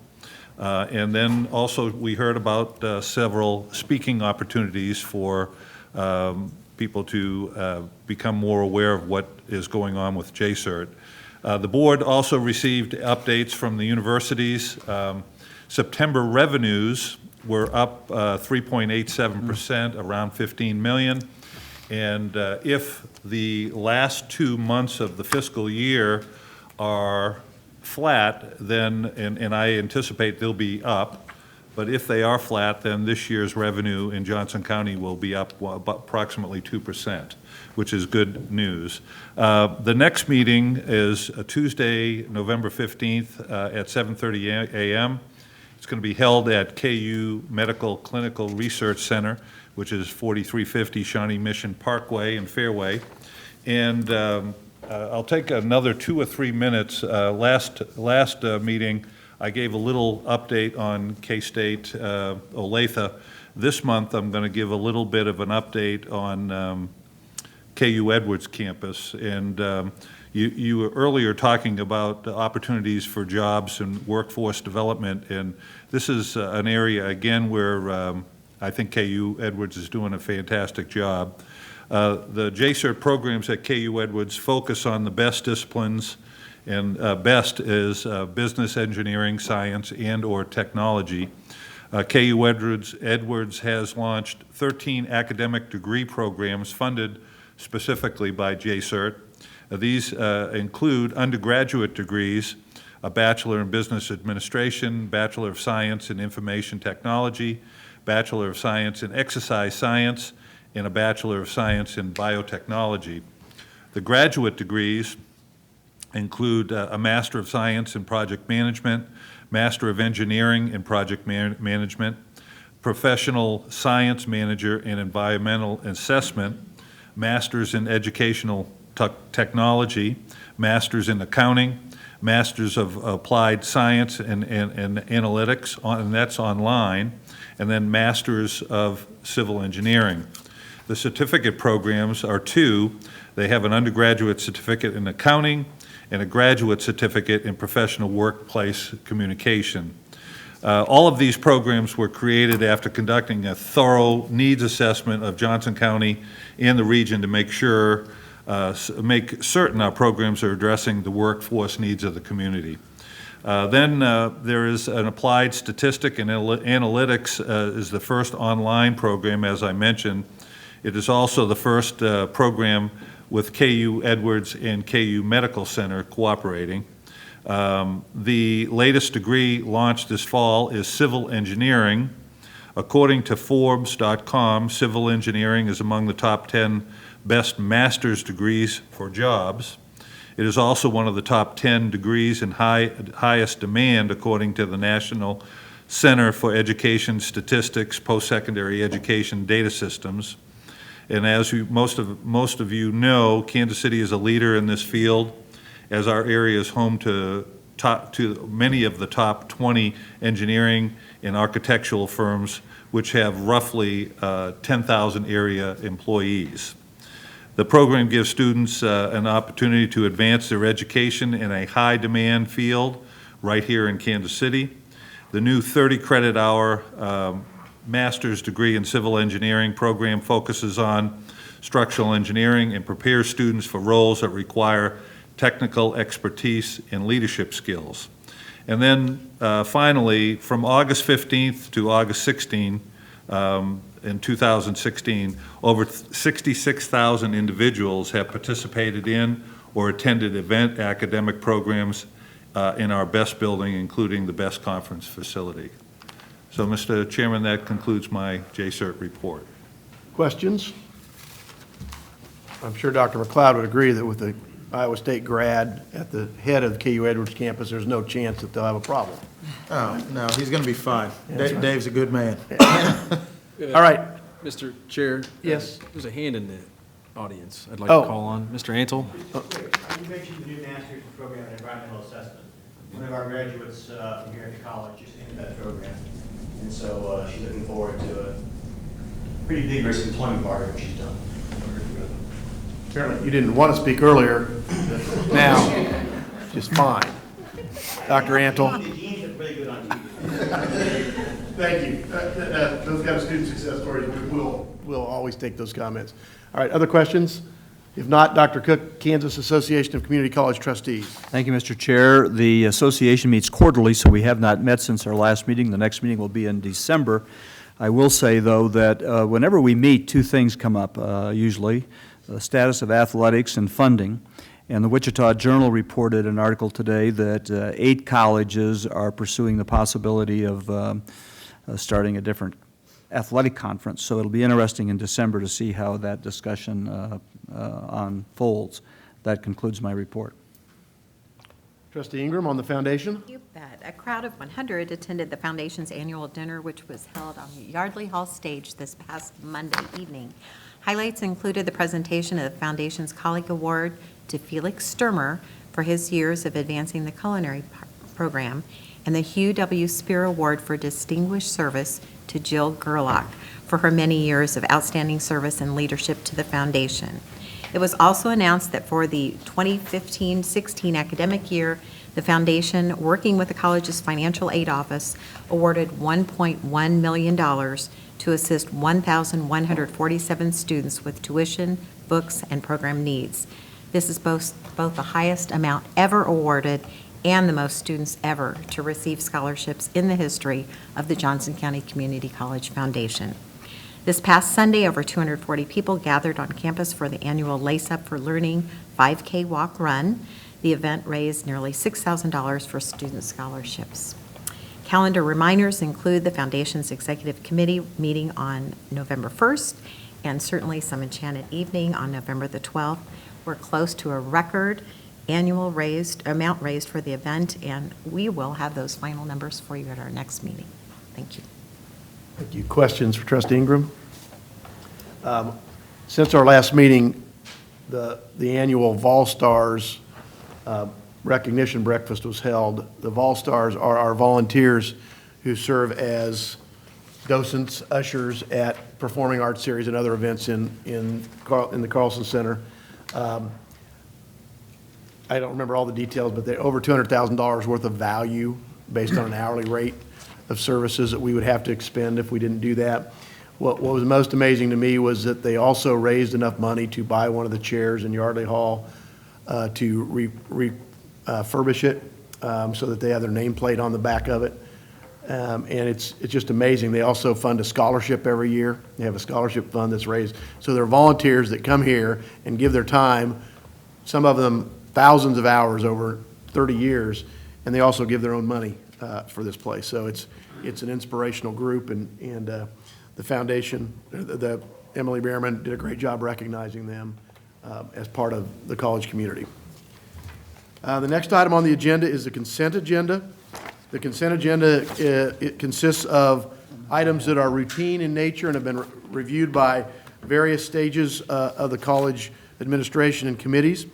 Any member of the board may request that a particular item be removed from the consent agenda, otherwise it will be considered at one time and in one motion. Are there any items that a member would like to remove from the consent agenda? If not, do I hear a motion to approve the consent agenda? So move. Second. Moved and seconded. All in favor say yes. Yes. Opposed, no. Motion is carried. The consent agenda is approved. We do have an executive session tonight for the board.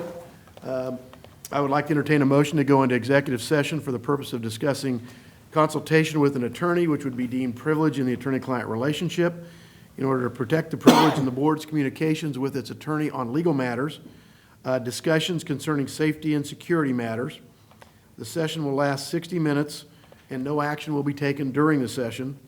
We would like to invite Dr. Sopcich, Dr. Korb, Dr. Larson, Chris Gray, Greg Russell, Rex Hayes, Alyssa Pacer, Dr. McLeod, Randy Weber, Tanya Wilson to join this executive session. Do I hear such a motion?